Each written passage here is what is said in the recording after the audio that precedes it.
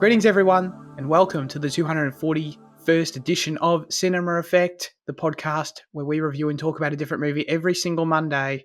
And this week, that movie is Mission Impossible Ghost Protocol, which came out December 21st, 2011. It was directed by Brad Bird. It is a spy action film, and the synopsis says, the IMF is shut down when it's implicated in the bombing of the Kremlin, causing Ethan Hunt and his new team to go rogue to clear their organization's name. Guys, get this. It's not just Ethan this time who has to go rogue. It's everything. It's the whole thing. They all have to go rogue. IMF itself disbanded. It's crazy. They really leveled up the stakes there. Fitzy, I'll start with you. Ghost Protocol. What'd you think? How many times have you seen it? I don't know. I've seen it a few times. Yeah, probably at least three or four. But yeah, I think I championed this one as like equal to Rogue Nation in the past. I think when we did like our Mission Impossible rankings, it was quite high for me, and it's been an 8 before. But like this time, watching it, I don't know, like nothing really hit for me.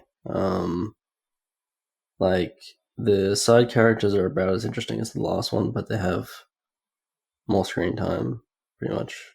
I mean, Jeremy Renner, I think it's okay, but yeah, I don't know. Like even the kind of Dubai stuff and the bigger scenes, they didn't really do it for me at all. So yeah, I don't know. I just kind of yeah. I just kind of NPC'd this movie, I just didn't really react to much. But I think, I mean, it obviously takes it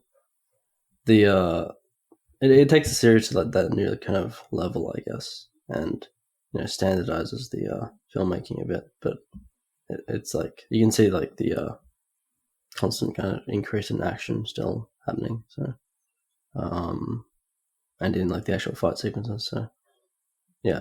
I think it's definitely quality, but I just didn't get me this time. Really? So yeah, I hear. So this is the first one I saw in theaters all the way back.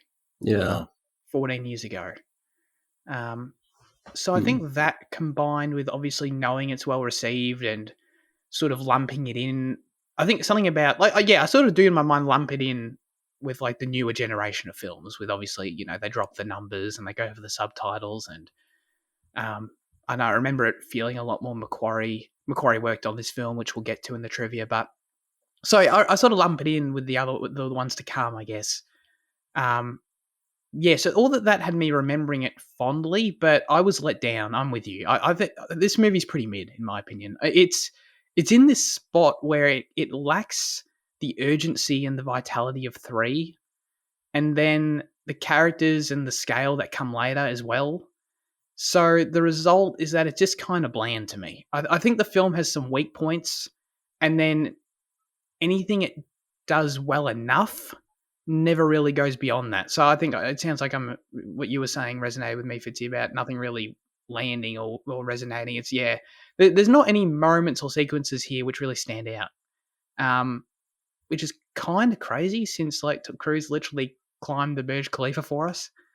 But yeah, I'm surprised. This is where I unexpectedly stand after watching it. I thought I'd like it more. But Jaden, what about you? It's kind of this is probably my second best viewing after the original one, after my first one. I've seen this movie a shit ton of times in the past 4 years since I started watching these films. Foxtel movies, baby. Yeah. And like for me, this film was an 8 until I watched Rogue Nation, and then it dropped down to a 7 because I just realized the quality to come. And then for a long time, it's kind of been on the lower end for me, especially of this newer generation of films. But this rewatch for me has kind of, it's back on the uptick of the pendulum. Everything worked to me. I think everything in Dubai is like real hard to mouth stuff. I think Dubai functioning exceptionally well, like just tension wise. Everything you're saying, I would have thought yes on like any of my numerous rewatches previous to this. But like, I'm like, no, I think I don't really think there is dull moments in this. I think it all functions well. And I think Dubai is one of the, is like still a significant point in the franchise. Like, yeah, I think I don't know. I think the comedy works in it. I think getting Benji out of the office was huge. I think the incorporation of Benji and then him becoming a mainstay is like huge, and like I think he does really well in this film as Yeah. like a you know, yeah, As a character. yeah, sure.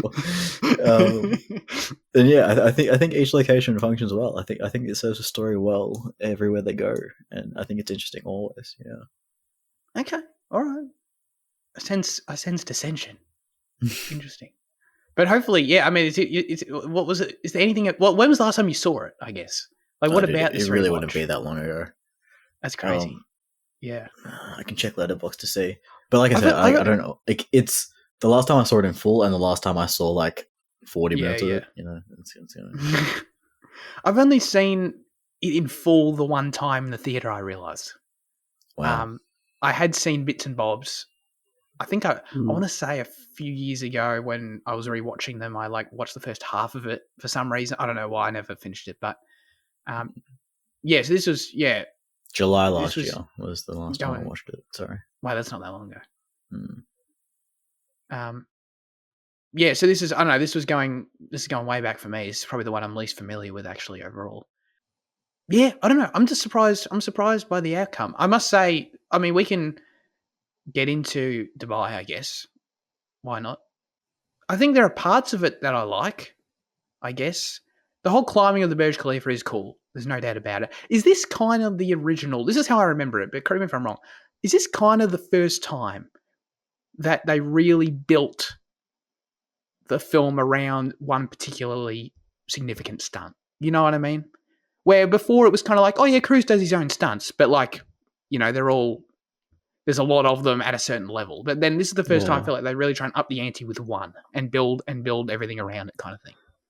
Well, I saw this in the cinema too, and I think I remember that being like a huge part of the marketing. Cruise towering the Burj Khalifa.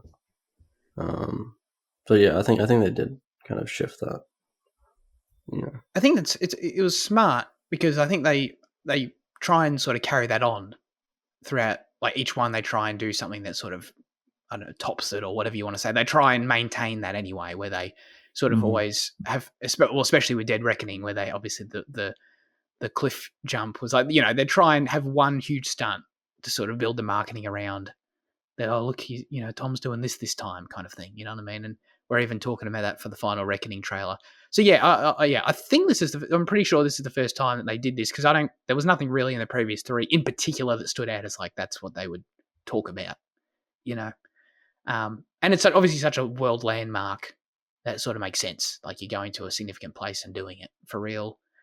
Yeah, it's cool. I sound ungrateful or something, but it's cool.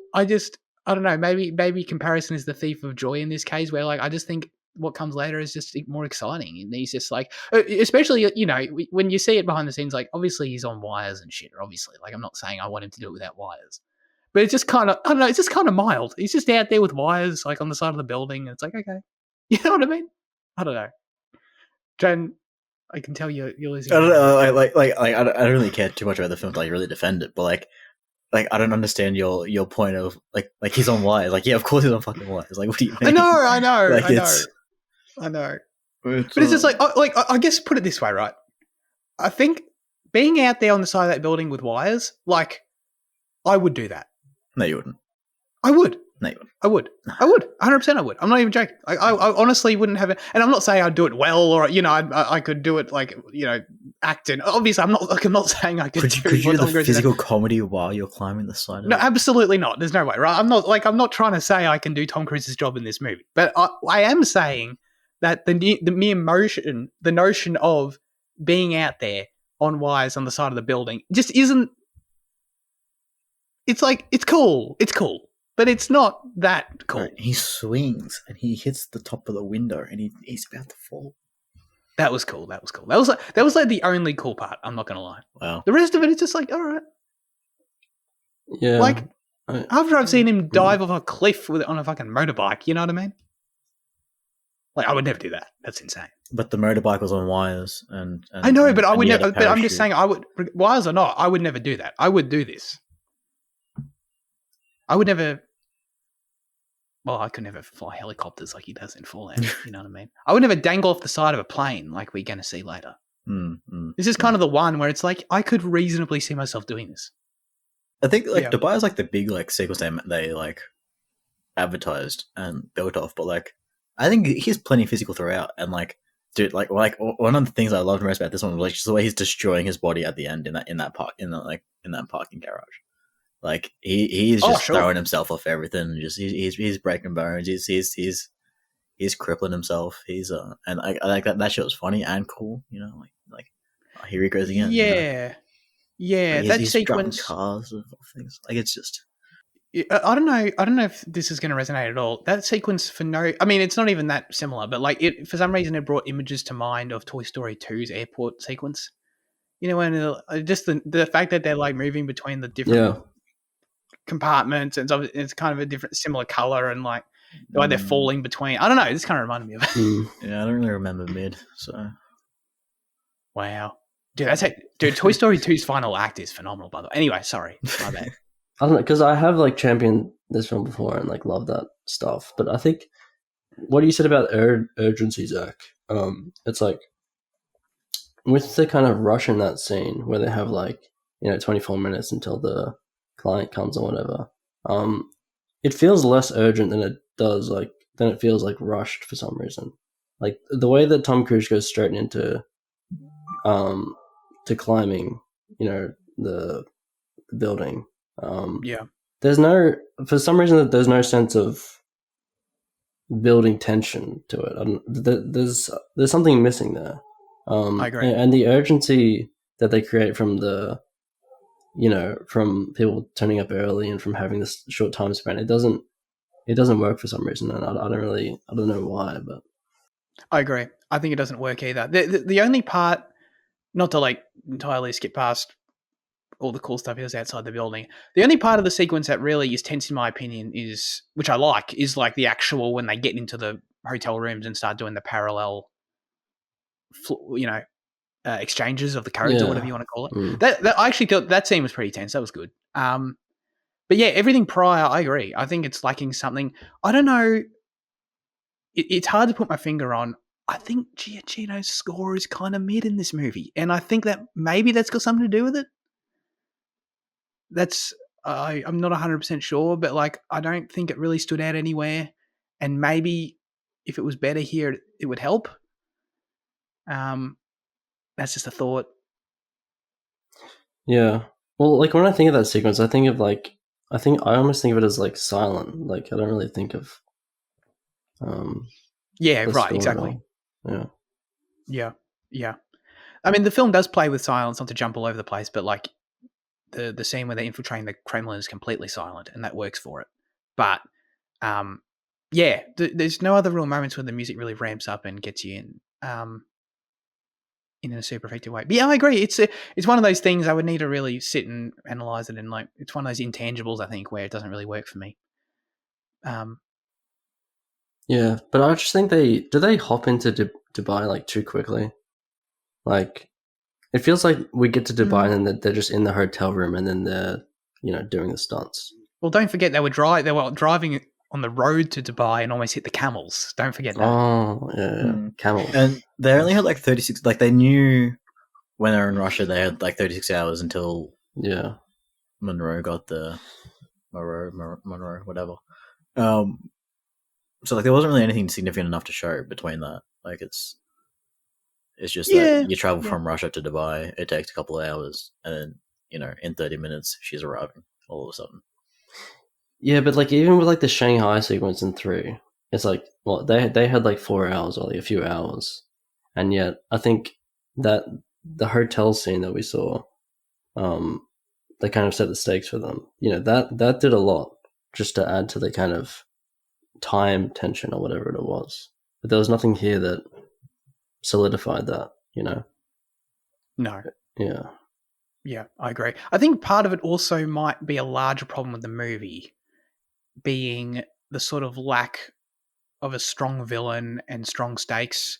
Like, it's funny the movie's about nuclear holocaust, and to say that hasn't got strong stakes sounds funny, but it's kind of true. This film, it's too caught up in just being nebulously large in its conflict and in what's going on. That's kind of like you just sort of forget. Like, there's nothing really personal attaching you to what's going on in terms of the plot and the investment. Where it's just, instead you're kind of just left of like, oh yeah, they're trying to save the world. Yeah, Like, I think all Michael Nyqvist is like probably like the most forgettable villain of the franchise. Yeah. Yep. And it's not helped by the fact that like the Russians are a bigger hindrance to Ethan, really, than anything that the villain does. Until like the very end. Agreed. He yeah, he's weak as because it's kind of cool on paper. Like, I liked the scene when they like watched the clip of him in the UN, or I don't know where he was, in some political setting, giving that speech about why he's interested in nuclear holocaust and in exploring the future of humanity and what it can become. You know what I mean? Of how we survive beyond annihilation. Like, that's kind of philosophically interesting to me. But then that's kind of it. Like, that's literally it. Like, you get that, and then he shows up. He has so little screen time in this movie. He like shows up barely a couple times, basically to just run away or to drop the most boring exposition shit you've ever heard. I also don't understand the point of him being Winstrom in Dubai when Winstrom's an actual real person as well. He's a real person? What do you mean by that? Because we find out that in Dubai he is Winstrom in the mask. Like it's because like Ethan rips a bit of the mask off, right? Yeah. But then I don't understand because like I felt like that reveal plays as if like he's his own middleman to do his dirty work. But then we see that Winstrom's real in the Mumbai sequence. So like, I just don't understand the point of that reveal with him. You know? Oh yeah, yeah. I didn't even think of that. That is weird. Yeah. Because why would you not send Winstrom to Dubai? Because that's very much his line of like, that's his scope of, work. Yeah. It was like, was Winstrom not available? It's like Winstrom couldn't physically get to Dubai, so like he impersonated him just for the sake of it. Like, yeah. You're right. That is kind of weird, man. It sucks. So Michael, I can't say his last name, but you just did, Jaden. What's his last name? Nyqvist, isn't it? I've never actually had to say it before. I think it's just that, isn't it? Sure. So this guy plays the villain in John Wick 1. Yeah.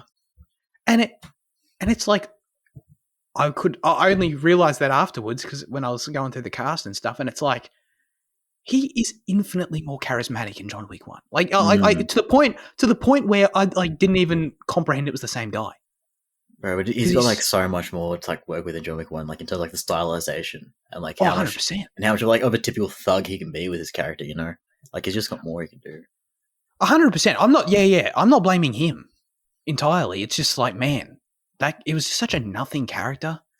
I don't know if like it kind of almost feels like stuff was cut with him. I don't know that for sure, but like that, or it's like, wow, they really didn't like. He must have read that script and thought he's got nothing to do, because Jesus Christ, he's got nothing to do. He plays the equivalent of Daniel Craig's character in the Swedish version of The Girl with the Dragon Tattoo as well. Oh, okay. I'm pretty sure it's Daniel Craig. Yeah. No, I'm sure he's great. It's just like, man. So you're blaming Brad Bird here. You're incredible. Yeah. 100%, dude. Oh, dude. Well, there's no Brad Bird standing here, as you can tell. The Brad Bird Stan Fest is off right now. I don't know. Like, okay, I was kind of, he's in the film so little. What's his name? Jimi Hendrix, Cobalt. Oh yeah. His name's Hendrix, I think. Yeah. Sorry, it was me trying to make it. I thought you meant someone like Jimi Hendrix, or like someone that looked like him. Like, sorry, that's. He's in the film so little, and basically so he comes back in the third act, and he's there, and basically all he does, like obviously he has the final scene where he talks about like in the car garage place with Cruz, and that's an action scene, that's fine, but like the only things he says in the entire third act are lines like activate the satellite uplink and disconnect the whatever. You know what I mean? Like he's just spouting this bullshit for the like who is this man? Who is this man? I don't know. He's just here. It's funny. It's like he's the main villain, but he's given like all the dialogue of like the underling villain. You know what I mean? It feels like there should be someone above him. Do they take some of his story for Fallout? Not that like I recall, but because like how like Fallout's whole thing is like nuking the Kashmir and all that stuff. Does Sean Harris at all like mention like that he like because like when they reveal the Syndicate and like they have like a whole Spectre moment where like they reveal like people have been working for Syndicate the entire time. Yeah, is Hendrix part of the Syndicate? That would make a lot of sense because they have like a similar plan, right? Yeah, it's like Bane's whole thing, like destroy the toxic shit and rebuild or whatever. I mean, kind of. Yeah, kind of. Yeah. The I honestly don't know. We'll get there. I'd be down for that. Just give him something. I don't know. I do appreciate that they teased the Syndicate at the end of this movie. I didn't. Jane, you probably remembered that. I did not remember that in the slightest. So when they did that, I mean, it's kind of cool, I guess. This franchise is in such. Well, I know we talk about this every time, but this franchise is just in such a funny place at this point in terms of what it's trying to achieve as a series versus as just making standalone films each time. In terms of cast retention and plot retention, where that's why I really appreciated the Syndicate little tease at the end. It's barely anything. And the Syndicate is also, I didn't realize this, but the Syndicate's also the villain in the TV show. Like the OG TV show. So it's like, it's not like it's doing anything that clever. Like it's just literally pulling from that lore that's already there anyway. But I at least appreciated they gave us something to sort of propel us forward because this franchise has struggled with that until this point. And I think this might be another con for me for this movie where I think it's just starting to wear on me. I know it's going to end, thank God. But the whole idea of just meeting these characters, trying to get attached to this team that's kind of whatever, and then ditching them next time it's just starting to wear on me, man. You know what I mean? Like, I'm so glad. I think that's another aspect I'm realizing in terms of the comparison of how much I prefer the future ones. Because it's like, thank God, we have a team and we're sticking with them. You know what I mean? And we're getting to know these characters and their relationships throughout the films. It's like, I don't know, it's like anything any series should really do. But this franchise has struggled with it for so long. And I sort of always because I just always knew it. I didn't mind. I just took it on board. But I don't know, it's done. Now that we've done 4 of these now where it's just like, especially at the end of this one, I don't know if you guys felt the same way, but in that final scene where they're sitting around the table at San Francisco, it felt like they were trying to commit to this team in terms of like putting the phones on the table. It's like, this is going to be our team now, moving forward. Kind of thing. They do, bar Paula.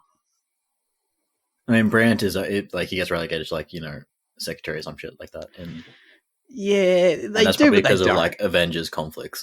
I'd say as well. Yeah, I think that's. But Benji stays. That's the thing. It's like I think I'll give them the benefit of the doubt where I think they had the best of intentions at the end of this one to move forward with this.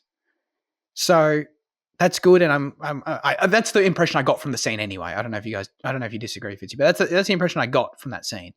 And then it just doesn't work out again, and then they end up eventually, finally, with Rogue Nation getting their footing in that department. Thank God. But yeah, it's also just like, so yeah. I mean, okay, Benji was retained, absolutely. Brand gets relegated and then goes, so that's sort of a half point. Jane, what what happened here? So what's her name? Who plays Jane? I didn't even know who she was. Paula Patton. Paula Patton. Paula Patton. Trying to make it sound way fancy than it is. Yeah, it's just one of those things where, like, going back 14 years later to this movie, it's just another one-off character. That's kind of fine, but I don't know. She was fine. Yeah. She was fine. I'm not like shitting on her, but I guess it's just, I think she was a victim, I guess, of just unfortunate I don't know why she didn't come back, to be honest. So I'm purely speculating, but it just feels unfortunate that she couldn't come back and they couldn't build on it or something. But maybe that we wouldn't have gotten Ferguson, so maybe we won in the end. That's quite possible too.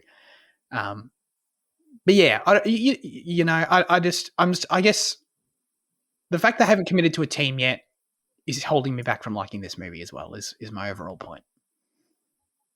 Yeah. Does the lack of Ving in this one as well contribute to that? Because like he was 100%. your like main, he was like your connecting point. Yeah, he's all we had, and we got him back again, thank God. But yeah, why wasn't he in this movie? I mean, scheduling is again. I'd almost guess. I don't know. And I think that. Not. Well, I don't know if No it is, but offense. like to me, like it just seems like it seems like he had something that he why he couldn't be here, so that's why they had to bring Benji out to be the technical guy, and I just think it ended up working because they would got to keep Benji and Ving in the later ones. Yeah. No, that's long term. You're right, 100%. Yeah. So yeah, no, you could be right, and then they could only get him for that end bit, so they made sure to do that, which was still nice. And it's crazy because it's not even like Luther. Like it's not like I love Luther as a character necessarily, but like he's the bread and butter. You know what I mean? He's like the he's like the I don't even know. I can't think of a better analogy than that. It's when you're watching a Mission Impossible movie, it's like there's Ethan obviously, and you expect there's Luther as well. And it's just kind of like it's a shame he was missing. If he was there, it might have helped. Yeah, definitely. Like, what was the Irish guy in the last one? What was his name? I don't know. Like Declan, or was it the actor? Yeah. I think that was the character's name. But and what? Yeah. You know what I mean? It just feels like we're repeating history here with these characters. Wait, I already forgot her name. What's her name? Sorry. Wait, Jane? Jane. Paula Patton. Right. We'll call it Paula. Yeah, Paula. Well, it's like I said earlier. Like the problem, like with the third one, it's like the side character they were weak, but we didn't really spend much time with them. They almost had that scene where they tried to like humanize them, but for the most part, they weren't really a feature of the film. But here they have so many conversations and so many like team building moments. Right. Yeah. Where they just don't pan out to anything tangible or solid. And I think Paula she just reacts like Jane. She reacts too much in the scene. She doesn't feel like she has enough agency. Apart from the wanting to kill like yes they do, which I think that was a cool part of the film. I think their fight sequence was pretty cool, and that kind of backstory was cool. But that's like really past that, once she loses that purpose, it's kind of like, she's just there, and we've spent so much time on the character that, we've spent so much time that it's a shame that it hasn't really. She doesn't feel like a full character with agency moving forward. So she doesn't have anything pulling her either way after that. Whereas like with Rebecca, at least you kind of still have the relationship with Harris and stuff. So yeah, absolutely. Yeah, They do a much better job with her relationship with Ethan later on as well. Yeah, that's true. Yeah, but yeah, her and Renner, they just feel too like they feel too solo. They feel like they feel too much like extra kind of solo additions. For a film that I think tries to build the team, right? I mean, they do have enough kind of just scenes where they have, the what are we doing kind of talk. We're a team now, but it doesn't all feel like that, They all feel so individual. 100%. And I don't know if like they give Ethan enough to kind of feel like he's trying to make them a team, like Ethan, it feels like he's just kind of going through the motions. Well, yeah, there's multiple times in the movie where he wants to leave them. He wants to do it by himself. Yeah, he does that in which and it's like, and like if it was all executed better, that could be a compelling part of the narrative of them actually teaming up. You know what I mean? of it all culminating in like, no, he realizes he does need them. Which, like, this stuff sort of happens, but it's not very well defined in the script, in my opinion. It's just kind of there. Okay. Yeah. I don't disagree with what you're saying, but I disagree to an extent, but like I understand what you're saying still. Yeah. Because I still do think that Renner and Patton function as characters, as people in this movie. And I think like the whole like crew's like kind of reckoning with his like team and his like status is like just emblematic of like where the series is at. You know, he's gone rogue so many times before on his own that it's what he's used to. So now he has to. So now he's battling with that, and also he's like just emerged from a prison that he's put himself in. You know, so like it's That's true. a bit of a different state. How long is he in that? Is he in that prison? Is actually good question. Because like I feel like at the start it kind of feels like he's there for a while, but then like I don't know. In his dialogue with Brandt later, it kind of makes it seem like Croatia happened. Well, no, because the way that Brandt speaks about it, it seems like Croatia happened ages ago. But then when Hunt speaks about it, it seems like he killed those Serbs recently, and then like he went to that prison there, like not too long ago, for like an intent to get information from an asset. I guess both could be true. Like he could have killed the Serbs multiple years after Croatia. Right? After Croatia, you reckon? Okay, wait, wasn't this possibly? Wasn't that just a cover story? No, I think he actually killed the Serbs. Why? Why would he do that? Because they're a insurgent group, a rogue. Actually, you raise a good point. Did he actually kill the Serbs? Yeah. But yeah, what? Yeah. So. I think everything with the backstory in Croatia is real, apart from the fact that his wife died. I feel because he talks about like opportunity, and I feel like they took that as the opportunity to get him in, like off of a real situation.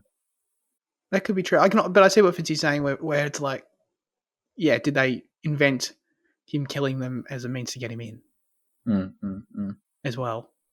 It doesn't really sound like something Ethan. I mean, no, he'd kill people as part of his job, I guess. Yeah, it's just another target. Like that's like, and if it's just another rogue group, like it's fine. Yeah, but we never really see him. Like perform hits on people. You know what I mean? I mean, but he's CIA. That's like that's their bread and butter. That's what they do. He's IMF. yeah. No, you're right. You are. I mean, right. the IMF is a wing of the CIA. I like to think they're a bit better than the CIA. You know what I mean? Yeah, no, that's true. See, I think maybe this is another issue I have with the story overall, is that there's just no real, maybe partially related to what I was saying earlier in terms of the stakes and it just being vaguely, the world ending kind of thing, and nothing to really ground you in it. The story also doesn't really have any twists and turns, I don't think. Like this plot thread of the backstory of Ethan and Julia and what really happened in Croatia is really all it has. And then they reveal that at the end, which is nice. But that's sort of all it has going for it, I think. Like, there's nothing, I'm not saying that the other films have done ingenious level stuff before, but there's always something. There's always a twist or two to sort of keep you in, especially, one is kind of entirely built around that. That's got a lot of fun stuff there with John Voight and stuff. And then obviously 3 does it too. And, the Lawrence Fishburne and Billy Crudup and all those, this film doesn't really have an equivalent or attempt to do anything. It doesn't have to do the same thing, but it doesn't attempt to do anything as compelling, I don't think. Yeah. No, I definitely understand that. Yeah. Got some trivia here. For a significant portion of the film's script and filmmaking, Julia was truly dead and gone. Christopher McQuarrie, future writer and director of the remainder of the series, was brought in to punch up the script and ultimately decided to allow his name to not be on the film. One of the main things he changed was making it that Julia was in hiding and making Brandt the one who was supposed to be protecting her. Prior to this, Brandt, who's Jeremy Renner's character, had a similar backstory that he had lost 2 agents and had been resigned to an analyst position, but it was unrelated to Ethan's story. So that makes perfect sense in terms of why McQuarrie would want to connect those dots, but it almost begs the question of, like, Thank God that original script didn't come out. He's like, dude, how boring is that? Like, okay, Julia died. Thank God. So it sounds like Michelle Monaghan wasn't going to be in the movie then, and then Corey added that and made sure that they put her in the end. And that's probably why Ving also came about in the end. If that's the case. Yeah. The original script ignored Luther as well. Like, that's we don't know that, but that's very possible. Yeah. So the thing is, like I mean, the script could have killed Julia, really. Like, because she becomes nothing really other than like another damsel in Fallout.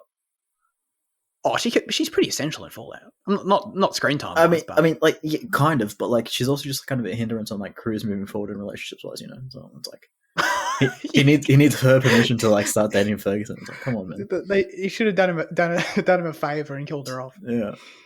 I think keeping her alive kind of doesn't make an entire amount of sense. I think killing her, given the lack of screen time going forward, would probably make more sense. I don't like. I like that she's alive, but like also at the same time, like had that happened, I think it would have been fine as well. I mean, it would have been on brand for what they're doing at this stage. It would have been Thandie Newton all over again. But it's just like that's the problem, is that it would have been Thandie Newton all over again. It's like, no, we don't. It goes back to what I'm saying. Like, how many times can this franchise do this up until this point? So I'm really glad that they didn't do that. And I think it's compelling for Ethan's character to know that his wife's still out there, and that's a big part of who he is and what his goals are to protect her. And I think that makes his relationship with Ferguson more interesting too. Like, you know what I mean? The fact that Julia's basically the love of his life still out there, and then that sort of adds to the dynamic with Ferguson, as opposed to Julia was killed off screen, just like the last however many girlfriends he's had, and then we're going to start fresh again. You know what I mean? It's I like the extra layer it adds. Yeah. So thank you, Christopher McQuarrie, for adding her back. Jesus Christ. Oh man, here we go. Here's some banging trivia here for you. Jeremy Renner's character Brandt was specifically created as the eventual replacement for Tom Cruise's character Ethan Hunt for when Cruise decides to step away from the franchise. Yeah, no. No shade to Renner. I wish he was in. You know, I wish he like became a more consistent side character. I liked him enough, but yeah, I don't know about that. I think this came out. Was Born Legacy 2011 as well? I think it was. Or was it 2012? Yeah, actually, I think you're right about that. Because I was thinking that as well. I was like, oh, Renner's got quite a bit. He's got this going on for it as well. Imagine so there was a imaginable reality where Jeremy Renner was lead of Mission Impossible and Bourne, if both had worked, but both failed. Not saying he's the common thread there necessarily, but it's just funny that both of those things didn't work out for him. Probably because of Hawkeye, as you pointed out earlier. Yeah. Are we yay or nay on Cruise's long hair coming back? I like this one. I fuck with it. Yeah, I like it. It's good. I don't mind it in this one. I question it. I mean, we're going to have to wait and see. I question it now when he's like 63 years old in Final Reckoning, to be honest with you. I think he looks much better with the short hair in Dead Reckoning, but I'll reserve full judgment. I mean, we've sort of been dancing around this whole time, but obviously this is Brad Bird's live action directorial debut, which is very interesting to watch in that lens. He's done this film live action. He also directed Tomorrowland, which I've never seen. Oh, really? I thought you had seen that. No. Have you? No. But like, I was going to ask you about like Tomorrowland. Okay. No. I've never seen it. I've got no idea. That's the breadth of his live action work. So yeah, I don't know if you guys had any particular impressions about what he brought to it or anything through that lens. I always thought it was fine. Like, I've never really had issues with Bird, but you kind of seem to have raised quite a few within this episode. I guess like him coming on for Mission Impossible 4 is an interesting like kind of place to enter the live action realm. But I guess 100%. Like the connection would be just like his ability to like kind of get teams together in The Incredibles and like would that be why you get him? Because like he can competently direct a team of action in that. So then you get in for this. I mean, The Incredibles is very coated in. Or wait, I don't know which way around it would go. Technically, I don't know. There's definitely parallels between Mission Impossible and The Incredibles in terms of aesthetic and vibe, and their score being like I don't even know what's the best way to describe it. Like genre in terms of like they're both callbacks to sort of Yeah, like 60s something. You know spy what I'm saying? thrillers. Yeah, Yeah, because yeah, even kinda. because Incredible Score does that too, 100%. and like they have like Another the whole like Giacchino score. newsreel and shit like that. Yeah, Yep. yeah, Mm. I and don't know exactly if it's. I don't know. I can't pinpoint. I'm not well versed enough to know if it's genre, if it's a time period. Because obviously it feels weird that one's a spy thing, one's a superhero thing. But yeah, there's something there that like the Incredibles. I specifically did read though that the Incredibles got him this job. Like right. that's what it was. I think The So Incredibles has a fair bit of spycraft within it, though. To be honest. Mm. yeah, that's true. Yeah. But yeah, it's just interesting. I agree with you in the sense that it's interesting thinking that these guys. I mean, Cruise is obviously the big producer on these films. It's interesting thinking Cruise watched Incredibles and was like, "That's how Mission Impossible." You know what I mean? Like, it's just a funny uh, leap to make, I guess. But at the same time, he also did just previously hire J.J. Abrams, who was previously only a TV. I mean, animation, it's sort of different. But in the same way, you're taking a leap on a director and something they've never directorial debut. You know what I mean? So I guess Yeah. shows he's not opposed to doing that. Yeah. Mm. I think Jaden has a point there with like the physicality of the action. Like maybe they saw something in The Impossibles which like spoke to that, the kind of fluidity of the stuff that Tom Cruise does with the stunts and shit. You know. Sorry, we just laughed because you called it The Impossibles. Oh, did I? Oh, I thought that was funny. The Mission Incredibles. Yeah. No. I think you're absolutely right. It's it's very interesting for him to go into this realm, and then I don't know, seemingly maybe not come back. I don't know after Tomorrowland. We'll see, I guess. But he seems at home back in animation these days.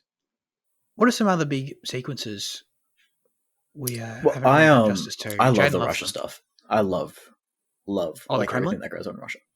Yeah, like the prison break, the Kremlin, yep. the kind of disband, like the killing of the secretary, and like the kind of, and like all that. Like I always underestimate how long we spend there. I always kind of think it's 30 minutes, then we fuck off. But like, it's like it is the first act of this film, and like it's like a decent chunk. And so much happens there, and like I love it. Like it's like I think the infiltration of the Kremlin is fantastic. I think it's like a really fun kind of. I think it's a really fun way to do it. And like I don't know, I think the prison break is really cool too. I know it's once again just a lot of fun. I think everything in Russia is probably like the most fun the film feels. And then like when we get to Dubai, it's kind of like that's like your heart and mouth stuff. And then like Mumbai is kind of like I know like your big action kind of conflict resolution stuff. Like I think the film kind of has like it shifts. It's kind of focused on like what the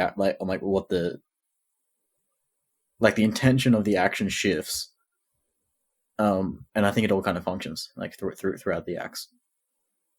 Yeah, I agree. I think Russia's the best as well. I like the opening prison break as well.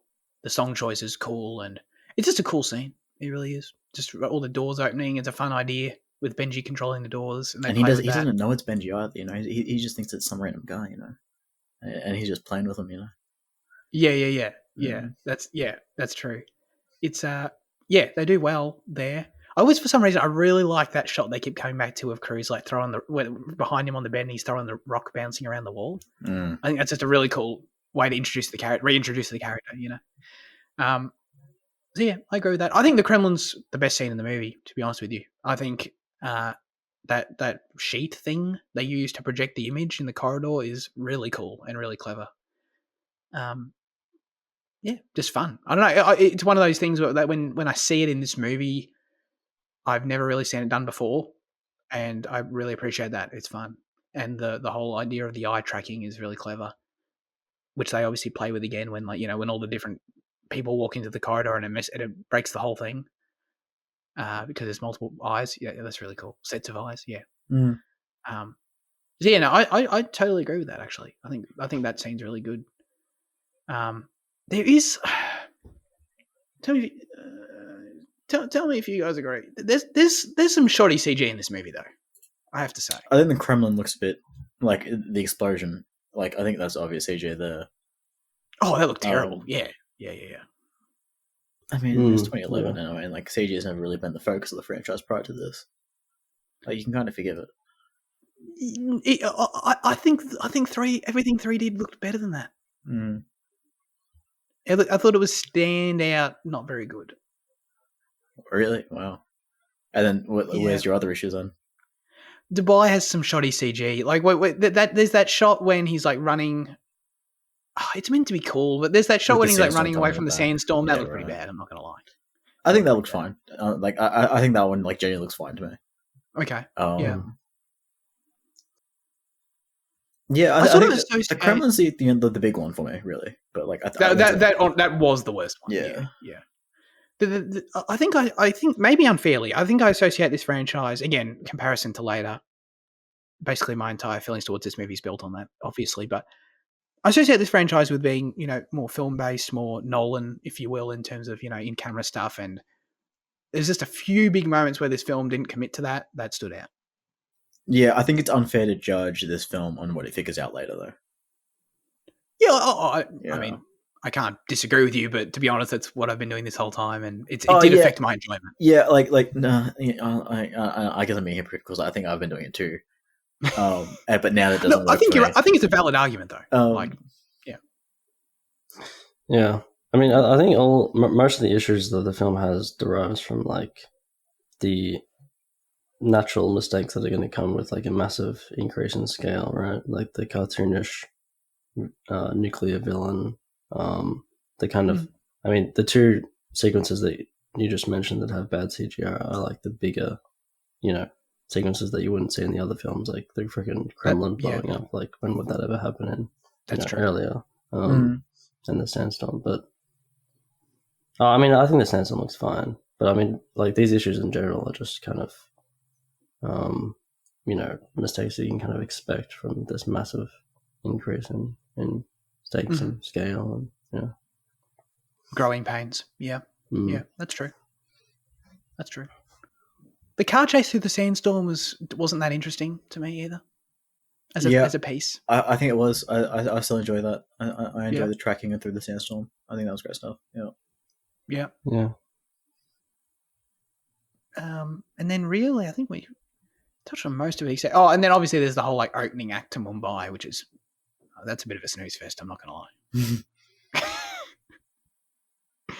In my opinion, I don't know. I can do without the flirting in the ballroom shit. Oh yeah. At that point, like we've already discussed Jane and how she kind of has all her interesting stuff is with Leo, who's already dead. So therefore, she's really left as like a token attractive female character to seduce Guy. That's sort of all that scene is, really. Who even was that guy? Why did he know the codes like off by heart? He was a TV mogul, and the satellite was used for his broadcasting system. Oh, he's the satellite. Okay, so he's like he had like the code for the satellite that the Russians were. Oh, okay. Oh no, the bad guy's Swedish, right? Swedish, yeah. But he was working within the Kremlin, I think, for a point. Yeah. Oh, did you guys see him? Did you guys see him in like that early scene in the Kremlin? Like where they draw obvious attention to him. No, before that. When Ethan and Benji are infiltrating the Kremlin, and once they get past that guard, they have that whole scene with the guy where it's like, "What are you doing? You're gonna hear about this." When they're walking in, you see him on the right side. It's just a guy in a suit, but it's him. Nice. Yeah. Good detail catch there. Well done, Liam. Director Brad Bird specifically wanted every gadget to break or malfunction in this film. Oh, you can definitely feel that. Yeah. I mean, they draw attention to it. Like, the only thing that's been working is us, they say. Yep. Yeah. Yep. I just thought that was obviously I noticed it, but I didn't really click as it being an intentional choice throughout. But there you go. Did you guys have spy gear growing up? Did you have those toys? Yeah, you got those. You had those. Yeah, I was big into those. Yeah. I can't even remember specifically what I had anymore, but I think obviously you got to have a watch. Yeah, I like glasses that like recorded, and And even Oh, if yeah. they did record, I mean, maybe they did like once and then didn't work after that. But I had Yeah. those. I had like the door alarm thing, like the Yeah. laser, sensor. Oh my god, you're bringing all this back for me. Yeah. My glasses had the laser pointer.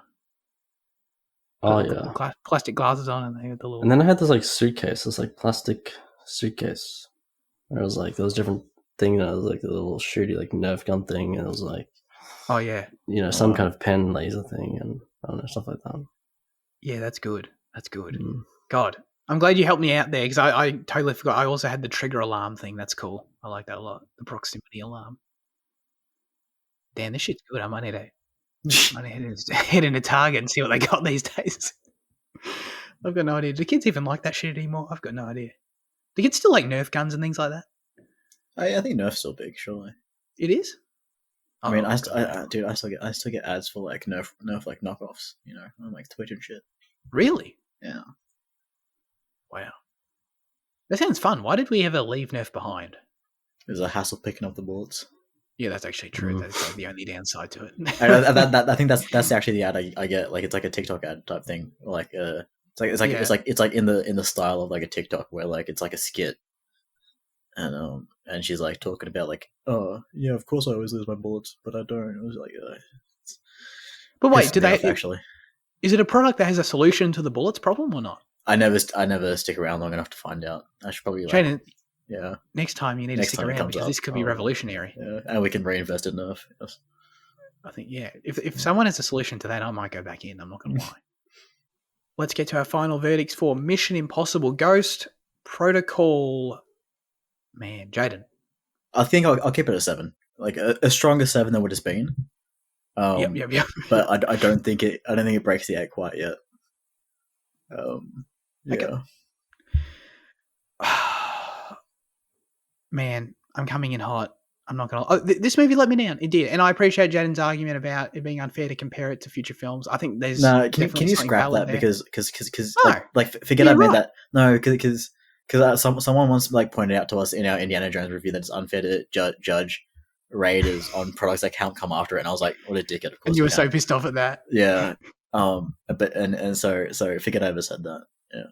No. I honestly think there's an argument there. I at the end of the day, I just go back to my enjoyment watching the movie. Yeah. And why? Yeah, I think that's more important. So, yeah.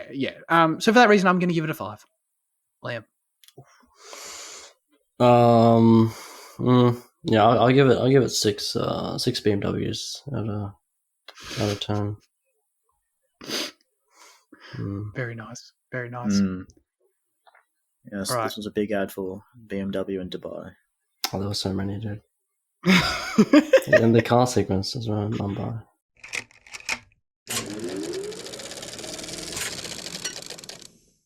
Okay, let's get into news chat.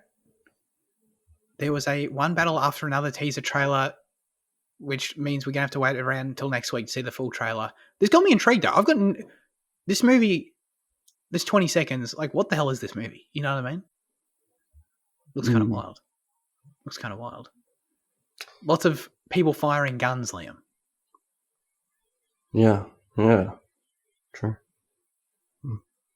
That's right. You're saving your energy for next week for it. That's fair. That's fine. Yeah. I don't know. It's I mean, it didn't really feel very PTA until you heard those kind of, those quirky sounds at the end. The little jingle at the end, but like, yeah, it feels. I mean, every PTA film feels different. So, yeah, it's interesting. It's his first non-period piece since Punch Drunk Love. Whoa, really? What a stat. That's interesting. What's that? Has that been like 23 years or something? Yeah. That's crazy. But like, how many films has he even made in that time? Like, it's like The Master and There Will Be Blood and Phantom Thread are like the ones I can think of. Is there anything else? Inherent Vice. Oh yeah, and Licorice Pizza. Yeah. Pie. No, pizza. Oh, really? Pizza. Licorice Pie. Well, I think there's a record store in Melbourne called Licorice Pie. Oh, okay, gotcha. All right. we'll talk about the 4-1 next week. We got a Final Destination 6 trailer. Who watched this one? I saw this last night, and I mean, it was just like, it didn't really tell much about the film. It was just like one of the, in Final Destination you have all the kind of death sequences, and this was just like one of them, really. It was like 90% of one of the death sequences just in a store. So it was basically just a scene. Yeah, but it's been like it's been a while since number 5. Like, people have been waiting for this for ages, right, Jaden? Was it like 2012 like or something? 14 years, yeah. Wow. Yeah. 2011, yeah. So, yeah. Dude, Zach, you need to watch the Final Destinations just so you can get to number 5 and experience what me and Liam experienced at number 5. I know you guys have talked about it before. I still got really no idea what these are, to be honest with you. Luke didn't either, and I was surprised by that. Like, I'm surprised people still don't really unaware of the concept, at least. But it's just like a bunch of guys are supposed to die, and one of them has a premonition. Like in the first one, it's like a plane crash they're supposed to be on, and then basically throughout the film, they like die in unique ways. It's like they're basically like set piece centric films, Like in the second one, there'll be someone in an apartment, and there'll be stuff on the stove, and there'll be a fan, and shit will kind of fly around the room, and you wonder how they're gonna die. And they try to avoid death, but they always they pretty much always can't. Yeah. So the concept is, if you cheat death like catches up to you, and they die in like Rube Goldberg like kind of situations. And it's like incredibly fun. I think I just saw like, not like, I think it's even this morning. Like, I think the original script was like an X-File like kind of option, but then like it was kind of taken and then I don't know, dismissed by that and then expanded. Okay, interesting. Yeah. So when you say that this trailer was like one of these scenes, how big of a spoiler is that? Is there like 30 in the movie, so it's no big deal, or is it kind of annoying spoilery?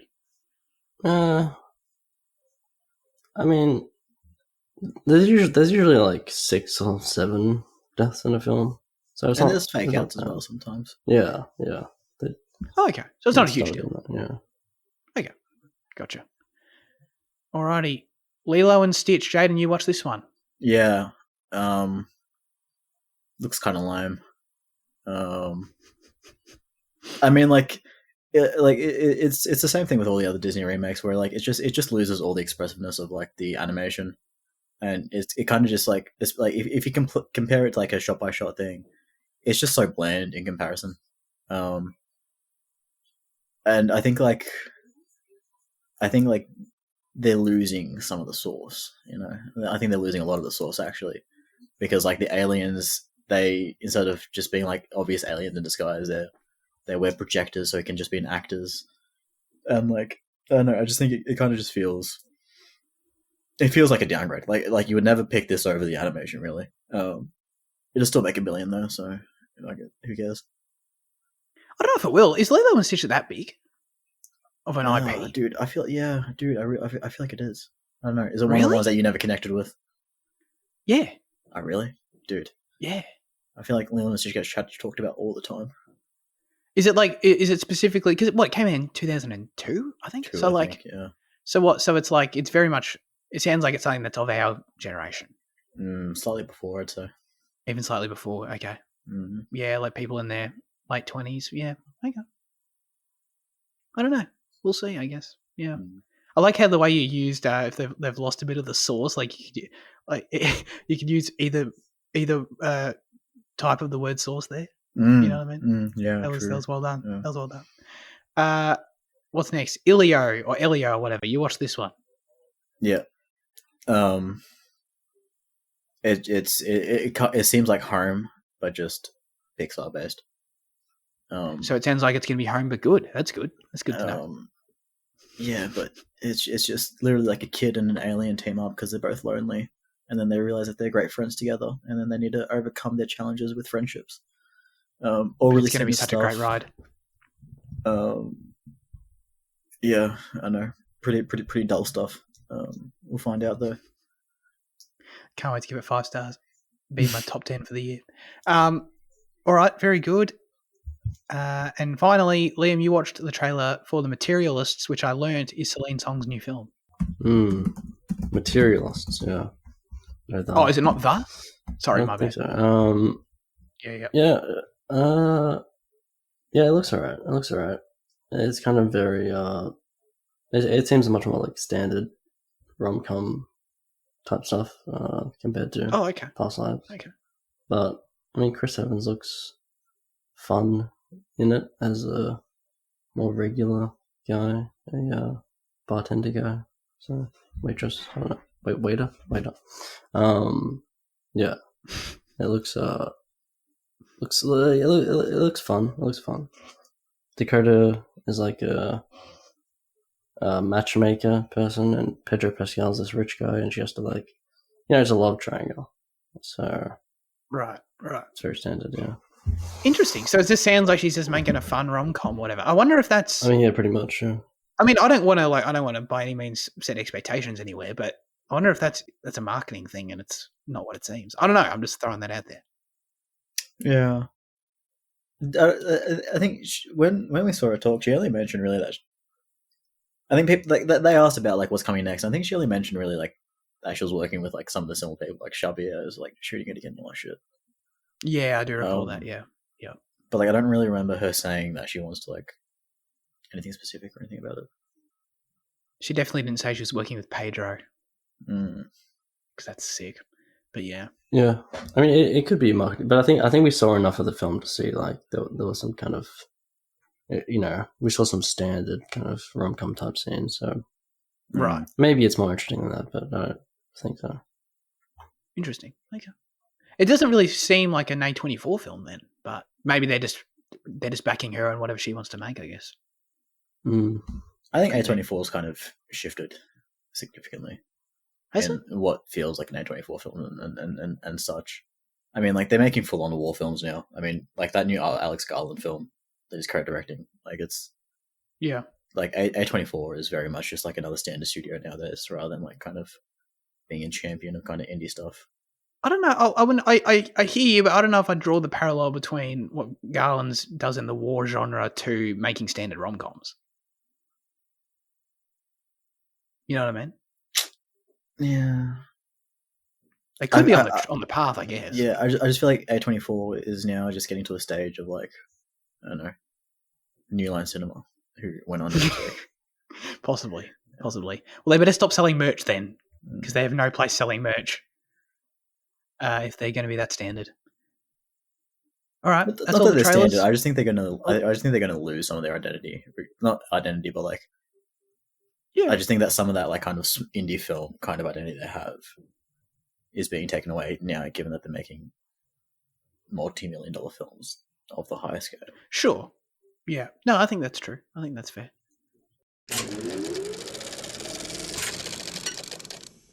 Now it's time for our highlights of the week. Wow. Jaden, what have you been watching? I watched this film called Caveat, which is directed by Damien McCarthy.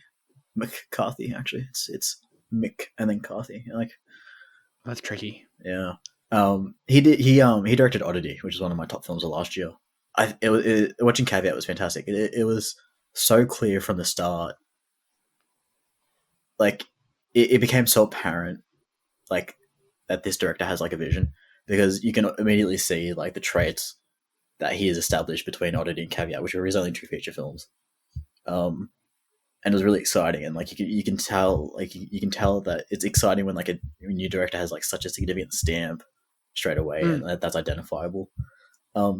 Caveat's really fun as well. Not fun. That's the wrong word. No, it is fun. Horror movies are fun. I like the chill is cool, and like the concepts are cool.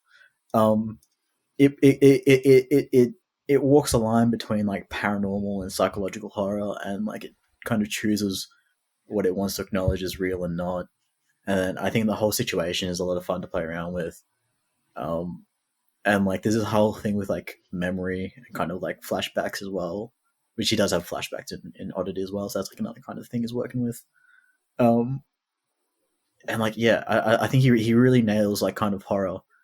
And like, so I watched this on Shudder, right? And Shudder has like it's got like a review system, like where like when you click on the film, before you go to play it, it shows like people's comments and stuff like that, and it's just so interesting seeing like, because typically horror films are more I always kind of imagine like the divisiveness of horror films comes from non horror fans, but then clicking on this film, like not only on this film, but like clicking through films on Shudder, you kind of see the divisiveness within horror fans as well, of like where people draw the line between slow burns and no burns, or like cheap thrills and like kind of exciting and kind of camp and fun and all that stuff. And it's just interesting and kind of infuriating sometimes seeing like dumb people on Shudder as well. Dumb horror but like fans. this was like one of the ones where like people were like, oh, it's too slow and too confusing. Where I'm like, I think it burns just right, and it's really not confusing. And then you read further into that comment of that person calling it confusing, and you're like, oh, actually, I skipped through parts of the film, so maybe that's why I felt like, of course, it's going to be fucking confusing if you skip through parts of it, man. God, that's so dumb. But yeah, so like, I don't know. Sorry, but like back to the film as well. You know, only it's a very small film. It's got like 3 cast members, and it's like set mostly within a single house. And it's just very fun. Like it's, I don't know. I use that word again because I guess it is fun. I did find it very fun. Like the horror that he builds is really cool. Very nice. He's got a new film with Adam Scott coming out soon, so very keen for that. Oh, wow. I think it's the first time he really had like star kind of power attached to a film. Okay, that's cool. All the Severance stands can jump on that shit. And the Parks and Rec guys. Yeah, exactly. That's cool. Maybe more streaming services should add their own dedicated review systems. So I feel like Netflix used to have that, didn't they? Like early days, really early Netflix, like before we would have had it. I feel like back when it was like a small company, I thought they had like a review system. Wouldn't surprise me. I really don't know. Yeah, I really don't know. Yeah, that's interesting. Did you guys do quick flicks? Did you guys what is that? It was like you got DVDs sent in the mail like 2 a week. Or something. Yeah. But we did it through Big Pond. It was Big Pond Movies. But yes. Oh yeah, I think we had Big Pond. Yeah, yeah. That's how I watched a ton of films back when I was, I don't know, between the age of 9 and 12, probably. Getting those DVDs shipped. And then did my parents? Obviously, I didn't do it. Did my parents then have to like send them back? Is that how it worked? It must have. Yeah, probably. Yeah. It sounds like a pain in the ass. Unless the system might have been simple. I mean, you probably just take it to the post office and just write Big Pond. Big Pond. Dude, I think posting stuff like it's fine every now and again to head in and write all the shit on it and post. I don't make it sound like it's the end of the world, but if I had to do that shit like multiple times a week, that's a pain in the ass. That's really annoying. So thank God we're past that. Well, we're not really, but we're somewhat getting past it maybe.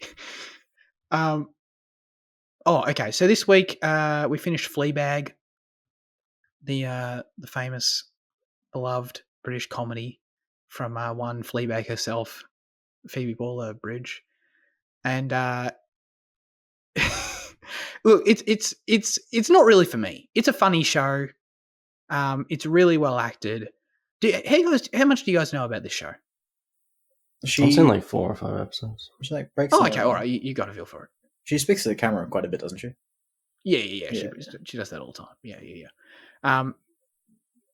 Fitzy entirely gets it if he's seen 4 to 5 episodes because there's only 12 episodes in the whole thing. So it's so short, and so like the episodes are like, some of them are 22 minutes long. They're 22 minutes to 30 minutes basically, and there's literally 12 episodes, and that's like the whole thing. So it's like it's very watchable in that sense. So I can't really knock it too much in that way. It is definitely funny. Like there's definitely parts that had me laughing out loud many times. Phoebe's, performs the whole thing really well. She wrote the whole thing and she performs it really well in terms of like all her glances to the camera and stuff. It's really well done in that sense, and it's a clever show. It just did absolutely nothing for me on a story character level. In terms of investment in these characters, I found her character annoying, and close to one of those. It's just one of those situations where I just can't get behind a character because I just think everything happening to them is their own fault, and therefore, like, there's a you can balance that line carefully where that's sort of you can play into that, and then that part of them recognizes that, and then there's still some bad luck. You know what I mean? It's a delicate line to walk when you're developing a story, but in this case, it was just kind of annoying and to me personally. And I don't know, the show's really horny as well. It's like, I mean, that's what it's about. It's like ultimately it's about like looking for love and stuff, but it's also a lot centered around like the experience of like a 30-something-year-old woman's sexual experience. So that's kind of what it's meant to relate to and resonate with people. And for me, obviously, doesn't really resonate with me and was kind of cringy at times for me. So I guess my summary is you kind of can't go wrong. It's so easy, it's so digestible and very funny. So it's an entertaining watch, but like as a narrative, as an experience, as an something I'll remember, it didn't really do a lot for me. I would say that. I definitely don't. Everyone, it's got like super high scores and everything thinks it's a masterpiece. And I'm like, yeah, like I think it's well done for what it is, but it's just not for me. Is sort of how I'd put it. But yeah, it's like it's also if you're interested enough, you sort of can't go wrong checking it out either because it is so short. So yeah, was there a reason you dropped off after 4 episodes, Fitzy? I think my interest just kind of tapered out. I don't know. Yeah. It's kind of is reviewed as such a like innovative show, with the ball, the third wall breaking. But it's not that interesting. Like it does get old, and I know that the second season does like do some clever things with it, but even I didn't really like the clever things it tried to do with it, to be honest with you. But I mean, I've kind of seen some of that. And I think it's like interesting, but yeah, I don't think it reaches the level of like innovation that it's kind of acclaimed for. Right. What you kind of have is just kind of a funny, as you said, like a quirky series about this woman's like mishaps and dating. Yeah. So it's kind of that's pretty much. It's not that interesting, but yeah. It obviously resonated with a lot of women out there, I guess, which is totally fair, but yeah. Are you talking about? So, have you seen the stuff with Andrew Scott in season 2? Is that what you mean? Yeah, that's what I was talking about. That was weird. I didn't really like that. It was weird. His whole character was weird, and I don't know. Really? People love that. Like people love that character. It's weird. It's weird. I didn't connect with me. Why is this guy a priest? Why? How can this man, like, he's the most unbelievable priest I've ever seen. Ooh, you clearly haven't seen a straight. It's insane. It's actually insane. Like, I'm sorry, like, the way he behaves is like, this man, there's no way this man actually ended up becoming a priest. There's just no way. There's no priest. It was just, I couldn't get past it. I really couldn't. I struggle to believe. I'm sorry, I'm ranting to people who haven't seen it, but I just struggle to believe that someone would go through the entire process of becoming a full parish priest and be him. It just doesn't make any sense to me, but that's fine. It's a comedy, whatever. Anyway, Fitzy, what have you been watching? I saw The TV Glow, which was a film from last year that I wanted to see last year, but yeah, it finally dropped on Foxtel. So actually, I think it's been there for a few weeks, but yeah, it was good. It was really good. It has this really eerie, like kind of creepypasta kind of thing going on. It's kind of like half horror, but it is horror. Like it is pretty scary at times. It riffs off this kind of like childhood TV show thing, but it just makes it like extra creepy and less not really campy at all, just kind of full nightmare fuel. But the actual story is like it's quite ambiguous what it's like actually referring to. But I mean, if you look at the director and the kind of things they've said about it, it's kind of obvious, but it's quite interesting. It's got this kind of just feeling of like regret and like not belonging and that kind of thing. But it really works with the kind of the horror, the childhood horror kind of aspect to it. It really kind of those aspects really merge together quite well. So yeah, I'd recommend it. It's a very aesthetic film, very purple skies, you know. Ooh. Yeah. That's interesting. So, do I need to check this out? I still haven't made my 2024 list, Liam. So I like need to. I'm still. I don't think I have. I'm very late on it. I'm very Yeah. late on it, but I'm still. I think I still keep holding out, waiting for like. Like, there's got to be better films coming. Like, it can't be over yet, but I think it's over. But I mean, there's still a couple of things I wouldn't mind seeing, but like, I don't know. Is this one of them? Like, is what I'm asking. Yeah, I mean, you might hate it, but you might like it. I don't know. I mean, it's quite a divisive film. Okay. So I'd recommend checking it out. It's quite short too, 100 minutes. So yeah. Okay. As always, we got no question of the week, but we do have next week's question of the week. So we'd love you to submit your responses, thoughts, and or reviews for next week's film in the YouTube or Instagram comment section, or join the Discord server. This week, the specific question we'll be asking you is, what is the best David Fincher movie? Let us know. Fitzy, why are we asking this question, and why is next week such a big occasion? Well, Zach, next week is a big occasion. For sure, because we are finally completing David Fincher's entire filmography on the show. We are reviewing The Curious Case of Benjamin Button, which is on Stan and Foxtel. And it's like the last feature that we haven't reviewed from Fincher. We've done everything else. All 11? 10? That's crazy. I don't know. Something like that. Or was it 9? Or was it 10? I don't know. I think we've done 9. I think it's 10. Could be wrong. Yeah, I think this should be 10, right? Yeah. That's outstanding. That's huge. I mean, great honor. Congratulations to David Fincher for this huge achievement. Obviously, great director for us to finally have completed a filmography of. And I'm also proud that it's no slouch of a filmography. It's 10, you know what I mean? It's not like, oh, we completed the filmography of this great director, but he's only done 3. You know what I mean? Like, we've done the work on this one. So I feel like it's earned at this point. Yeah, it's very exciting. So yeah. Wait, sorry, did you say where people can watch that? I can't remember. Stan and Foxtel. Very nice. All right, check it out. Benjamin Button for sure. We do, before we go, have a poll to announce. We have Instagram poll nominees that Liam and I will be presenting. I hope Liam has his choice. Yeah. Okay, very good. So yes, we'll be nominating a film each, and you, viewer, must vote to decide which film we'll be reviewing in a fortnight's time. Liam, do you want to kick us off with your choice? No, you can start, man. You can start. Oh, you want me to start? Okay. I will be nominating Megalopolis. Oh, wait, that's a great pick for what I've picked. Thank you. Oh, where's that on? Sorry, is that on streaming?